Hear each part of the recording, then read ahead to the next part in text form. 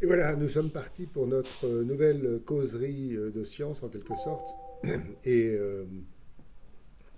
nous nous préoccupons de l'étape numéro 5 de la méthode des sciences de la nature qui consiste à chercher une prévision théorique testable, c'est-à-dire une conséquence testable de la théorie. J'y reviens, je replace tout ça dans un cadre. D'abord le cadre général. La question, c'est de répondre à un jeune ami qui m'interroge sur la science, la technologie, la technique, qui voudrait bien comprendre mieux.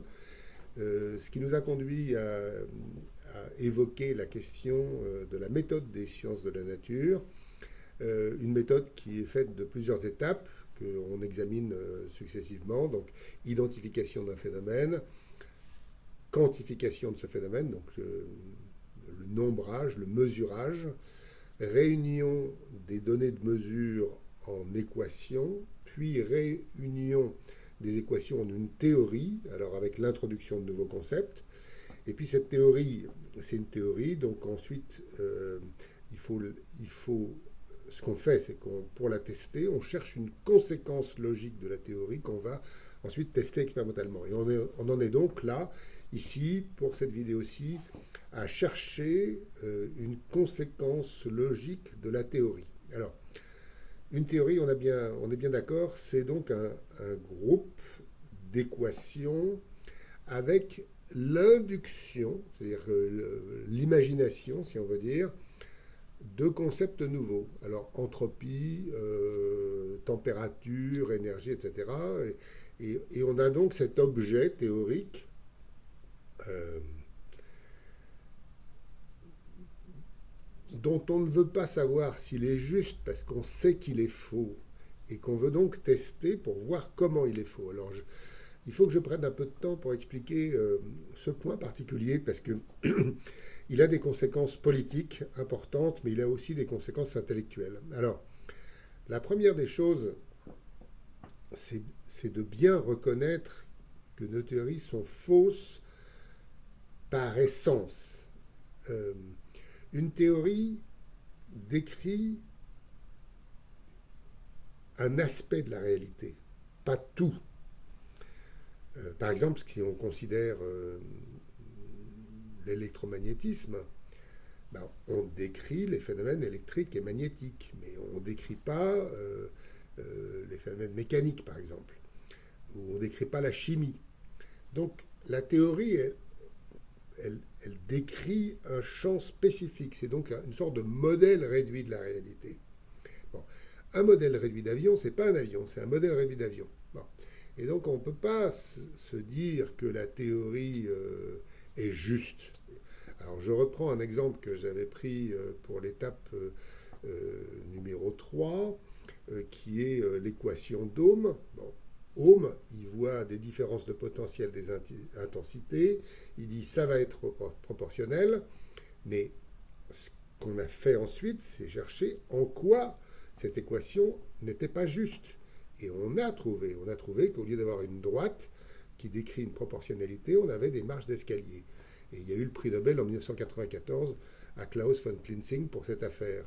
Là, on ne peut pas on peut pas démontrer qu'une théorie est juste. Et d'ailleurs, j'y arrive maintenant. Quand on entend dans le langage public, au bistrot, à la radio, à la télé, dans l'hémicycle, au Parlement, je ne sais pas où, quand on entend démontrer scientifiquement, c'est la preuve que les personnes qui disent ces mots n'ont rien compris. On ne peut pas démontrer scientifiquement. On ne peut que corroborer une théorie. Et d'ailleurs, on est bien ennuyé parce que si on a une théorie, bon, il y a cette histoire de Boris Vian où il y a un sénateur qui veut un wapiti. On ne sait pas très bien ce que c'est, mais un jour il a son wapiti, il se met par terre avec son wapiti et il bave partout de contentement. On n'est pas comme ça en science, on est justement en train de se dire nos théories sont insuffisantes. Fausse, c'est un grand mot, on va dire insuffisante, mais enfin logiquement ça veut dire faux. Hein. Sont insuffisantes parce qu'elle ne décrit pas tout bien, et donc on doit les améliorer. C'est ça notre objectif, c'est d'améliorer. Alors, c'est très très très différent d'activités comme l'astrologie, la voyance ou des charlataneries de cet ordre, parce que c'est, enfin, ces charlataneries, disons le mot, euh, elles ne sont pas réfutables, hein. Et d'ailleurs, c'est une ligne de démarcation entre ce qui est science de la nature ou ce qui ne l'est pas. Si c'est pas réfutable, c'est fumeux, c'est de l'invention, c'est du grand n'importe quoi. C'est pas des sciences de la nature. Et donc, ce critère de la réfutabilité est tout à fait important. Il a été bien identifié il n'y a pas si longtemps que ça, mais maintenant je crois qu'on a intérêt à s'y accrocher le plus possible. D'ailleurs, en fait, on s'y accroche, mais on s'y accroche depuis Galilée. Le juge absolu, c'est l'expérience. Bon. Donc il y a une vraie différence entre ces pseudo-sciences. Le mot science est ambigu parce qu'il veut dire savoir. Alors il y a des gens qui vous diront, bah moi je suis astrologue, donc j'ai un savoir astrologique. Oui, d'accord.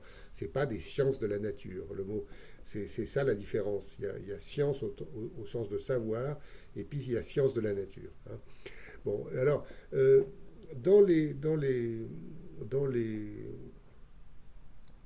dans les sciences, il y a vraiment ce critère absolu de ne pas s'arrêter à la théorie et de la dépasser en pensant toujours qu'elle est fausse. Qu'elle est fausse, qu'elle est insuffisante. Bon. Alors, des exemples maintenant. Alors, un exemple était assez intéressant. Euh, enfin, je crois, hein, c'est à vous de me dire, mais moi ça m'a intéressé. Dans le laboratoire, un jour, j'arrive et puis je vois deux bouillons de carottes qui étaient la même carotte, coupée en deux dans le sens de longueur, placés dans de l'eau parfaitement pure. Enfin, nos eaux sont, sont des eaux parfaitement pures, et, et qui avaient bouilli pendant le même temps, la même température de 100 degrés donc. Bon. Et il y avait des carottes qui étaient marron et d'autres qui étaient orange. Pourquoi est-ce qu'il y avait cette différence? Alors, finalement, j'ai découvert que c'était une différence de lumière. C'est-à-dire que quand on envoie de la lumière sur des carottes qui sont en train de cuire dans l'eau, eh ben, elles se mettent à brunir, alors qu'elles ne brunissent pas si elles sont protégées de la lumière. Alors, voilà l'observation, voilà le phénomène. Donc, évidemment, on a quantifié le phénomène, c'est-à-dire qu'on a mesuré la couleur du bouillon en fonction du temps. C'est-à-dire qu'on a tout refait et on a tout mesuré. Et alors, ce qui est intéressant, c'est que quand on a ajusté les données, c'est-à-dire qu'on a ajusté, ça ne veut pas dire qu'on s'arrange avec la vérité, non, ça veut dire qu'on a réuni les données en équation, on a vu que dans une espèce d'espace des couleurs, eh ben, la couleur, elle faisait une courbe, moi j'appelais ça en escargot, mais enfin hélicoïdale. Bon. Et ça, c'est intéressant parce que par le passé, il y a d'autres personnes qui avaient vu des courbes de couleurs hélicoïdales, mais personne n'avait cherché le mécanisme de ça. Alors, ayant cette observation, la théorie que j'ai trouvée, c'est que en gros, c'est un système d'équations qui dit qu'en gros, dans l'espace de couleurs, on pourrait avoir soit l'apparition d'un composé coloré et sa transformation en composé d'une autre couleur, soit l'apparition de composés à des vitesses différentes. C'est-à-dire que d'abord, un composé arrive vite, et ensuite l'autre arrive. Mais comme ils n'ont pas la même couleur, eh ben c'est comme si on avait ce phénomène hélicoïdal. Voilà. Donc voilà les deux possibilités. Ben après, c'est pas difficile. Il suffit de regarder la composition du bouillon qui prend de la couleur pour savoir si on est dans un cas ou dans l'autre cas. Et comme ça, si on a deux composés avec des couleurs différentes, ça veut dire qu'il faut séparer ce bouillon alors il y a des méthodes qu'on appelle chromatographiques ou peu importe, mais on va séparer ce bouillon et on va voir quels sont ces composés qui sont responsables de la couleur. Voilà un exemple. Alors un deuxième exemple, c'est le mécanisme de formation des bouillons de carottes. Alors dans un bouillon de carottes, alors, il y a eu une thèse au laboratoire qui a montré qu'en gros, dans un bouillon de carottes, il y a de l'eau, des sucres qui sont le glucose, le fructose, le saccharose, et puis des acides aminés et des acides organiques. Voilà en substance un gros morceau de cette première thèse. À l'époque, j'avais imaginé que si on prend une rondelle de carotte, ça vient d'une racine de carotte. Si on a une racine de carotte, hein, une racine de carotte, sa fonction, c'est d'aller pomper la sève brute, c'est-à-dire de l'eau et des sels minéraux, essentiellement, avec des minéraux, les monter dans les feuilles, et là, avec la lumière, le dioxyde de carbone et de l'eau, ça fabrique des composés organiques, qui sont précisément les sucres et les acides aminés, qui ensuite vont redescendre dans d'autres canaux, c'est la sève élaborée, qui vont être stockés dans la racine pour que la plante puisse avoir de quoi se reproduire, croître, se reproduire. Bon, voilà. Alors, si on coupe les rondelles, on se dit, ben, par les canaux qu'on a ouverts, vont fuir les sels minéraux, vont fuir les sucres et les acides aminés, ou les acides organiques qu'on avait dosés. Bon. Alors, ça a été l'objet de la fin de la première thèse, du début de la deuxième. Tout allait bien. Donc, la théorie qu'on avait imaginée disait, bon, bah, si c'est comme ça,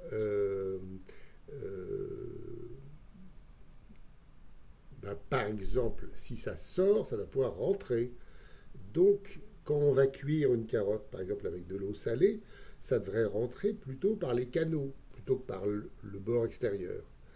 Alors, ça, c'est un troisième travail beaucoup plus récent, qui n'est pas encore publié, qui montre que, contrairement à ce qu'on avait prévu, eh ben, ça rentre par la partie latérale aussi et de façon très importante. Donc en fait, il y a deux mécanismes et c'est un peu plus compliqué que ce qu'on imaginait. Donc notre théorie s'est améliorée. Hein, ça, c'est vraiment très important. Donc voilà deux exemples de trouver des conséquences testables de la théorie. Ça, c'est vraiment un point très important.